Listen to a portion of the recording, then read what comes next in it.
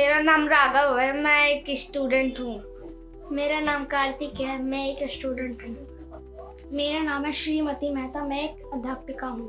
मेरा नाम मैं लुई ब्रेल हूँ, मैं एक युवा हूँ और आइस कारक भी हूँ। पहला दृश्य विद्यालय की कक्षा। राघव और कार्तिक मेज पर किताब खोलकर बैठे हैं और दोनों आपस में बात कर रहे हैं। आइए देखते हैं वो क्या बात कर रहे हैं और किस विषय पे बात कर रहे हैं। तो कहानी स्टार्ट होती है। देखो छुट्टी कितनी जल्दी बीत गई, आज फिर से स्कूल खुल गया। हाँ राघव, लेकिन तुम इतने उत्साहित क्यों हो? आज मैं लुई ब्रेल के बारे में जानने वाला हूँ। वही लुई ब्रेल जिन्होंने कंधों के लिए लिपि बनाई थी। हाँ, उन्होंने दुनिया के लाखों लोगों की जिंदगी बदल दी।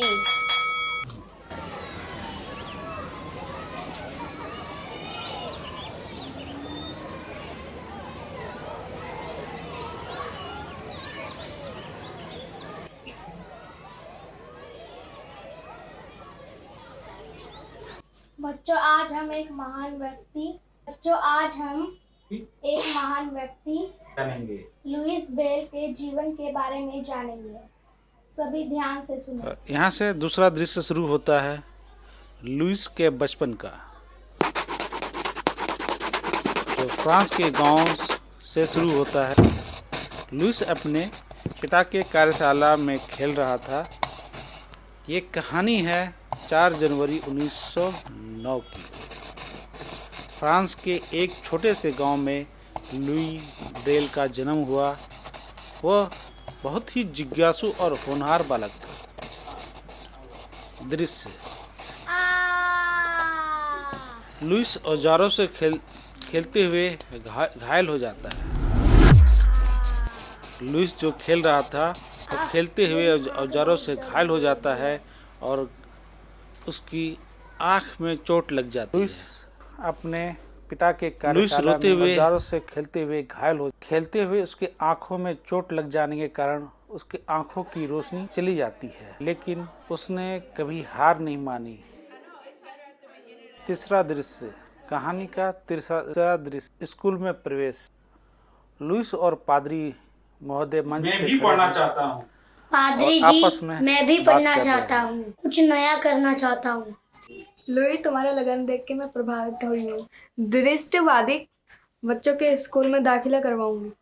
धन्यवाद पादरी जी, मैं बहुत मेहनत करूँगा। पादरी ने उसे अंधों की विद्यालय में एडमिशन दिला दिया और लुईस पेरिस के अंध विद्यालय में पहुंचा।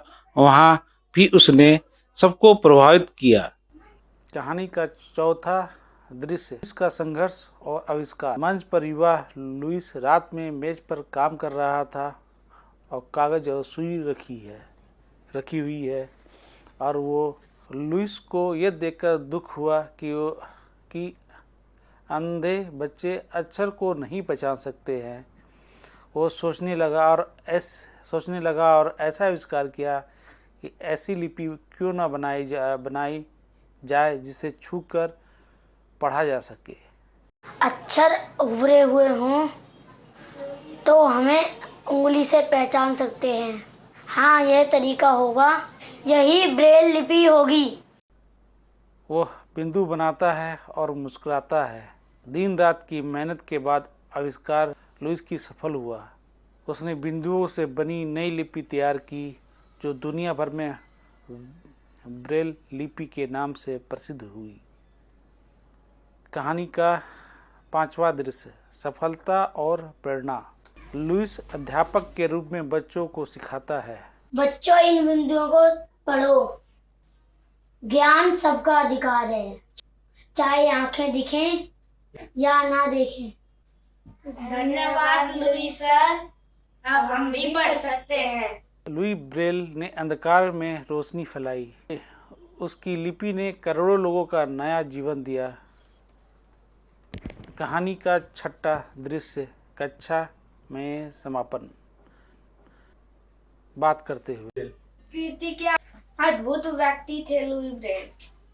हाँ, उन्होंने साबित कर दिया कि मेहनत से सब कुछ संभव है। बच्चों, यही तो लुई ब्रेल का संदेश है। अंधकार में भी जो रोशनी खोज ले, वही सच्चा विजेता होता है। जय लुई ब्रेल। अगर मन में जज्बा हो तो कोई कमी बाधा नहीं बनती। यही कहानी का संदेश है।